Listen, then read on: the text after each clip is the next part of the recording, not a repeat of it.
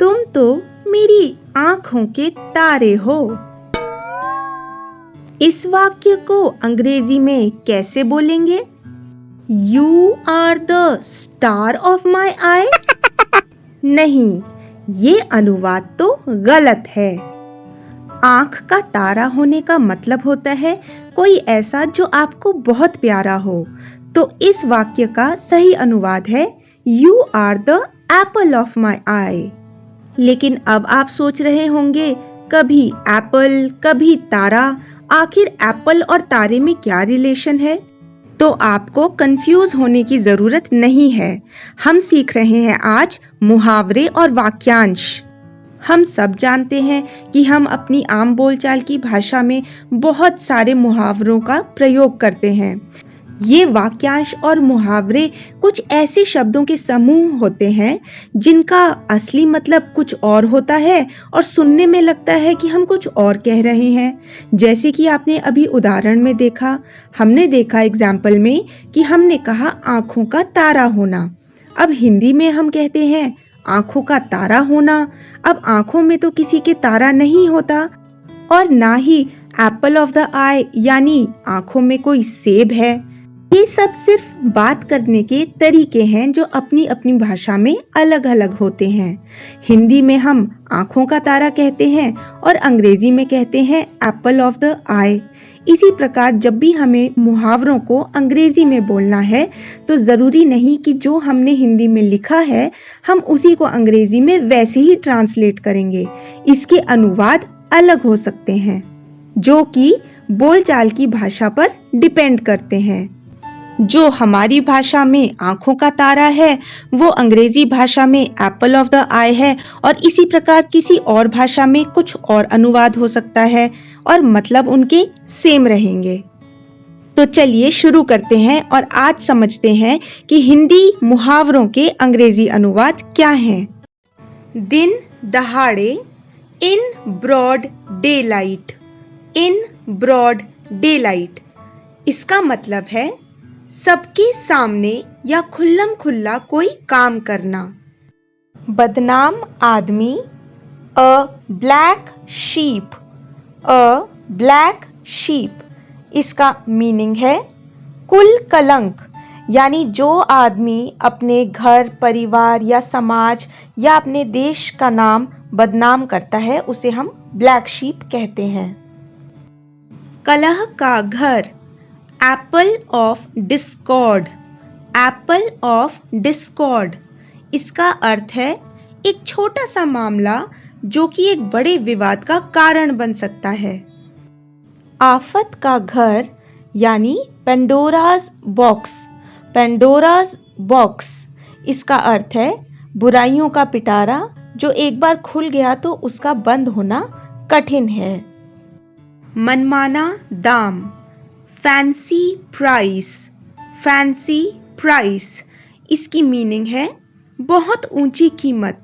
जब आप किसी दुकान पर जाते हैं और कोई अपने हिसाब से अपना मनमाना दाम यानी बहुत ही ऊंची कीमत किसी चीज की बताता है उसे हम कहते हैं फैंसी प्राइस बताना। उपहास का पात्र, अ लाफिंग स्टॉक। अ लाफिंग स्टॉक इसका अर्थ है जिस पर सब हंसते हो। सुंदर लिखावट, a fair hand. A fair hand इसका अर्थ है साफ सुथरा लेख। जिसकी हैंडराइटिंग या जिसकी लिखावट बहुत सुंदर होती है उसे हम कहते हैं कि उसका फेयर हैंड है।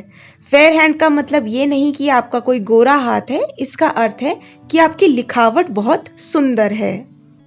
एक ही थाली के चट्टे बट्टे होना, birds of a feather flock together. Birds of a feather flock together इसका अर्थ है जो लोग एक दूसरे के समान हैं या समान रुचियां साझा करते हैं वे एक दूसरे के साथ समय बिताने की प्रवृत्ति रखते हैं।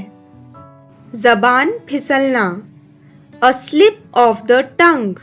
A slip of the tongue इसका अर्थ है बोलने में गलती हो जाना, अगर आप बोलना कुछ चाहते हैं और आपकी जुबान से गलती से कोई और शब्द निकलते हैं तो उसे कहते हैं स्लिप ऑफ टंग। आशा पर पानी फिरना, to be disappointed, to be disappointed. इसका अर्थ है सब तरह से हताश होना। यदि आप बार बार किसी काम को करने की कोशिश कर रहे हैं और वो काम नहीं बन रहा तो आप हताश हो जाते हैं। इसे कहते हैं उम्मीदों पर पानी फिरना, टू बी डिसअपॉइंटेड।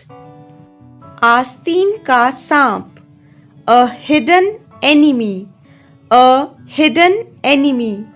इसका मीनिंग है साथ में रहने वाला कोई ऐसा व्यक्ति जो ऊपर से आपका मित्र या वफादार बना रहता हो परंतु अंदर ही अंदर आपसे नफरत करता हो और आपकी जड़ें काटने में लगा हो। आंचल पसारना, टू इम्प्लोर, टू इम्प्लोर। इसका अर्थ है प्रार्थना करना या किसी से कुछ मांगना। जब कोई किसी से मजबूरी में इमोशनल होकर कुछ मांगता है उसे कहते हैं आंचल पसारना।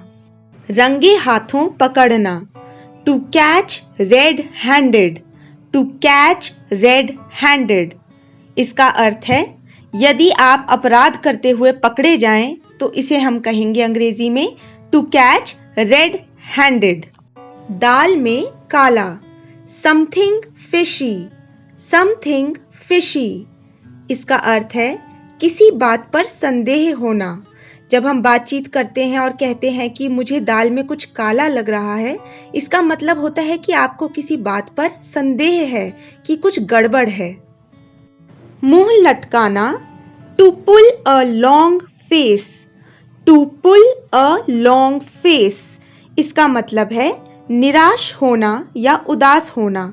जब हम कहते हैं कि तुमने क्यों मुंह लटका रखा है, इसका मतलब ये नहीं है कि आपका मुंह लटक गया है, पर इसका मतलब ये होता है कि आप निराश हैं या उदास हैं। आग में घी डालना, to add fuel to fire, to add fuel to fire. इसका मीनिंग है क्रोध को और अधिक भड़काना।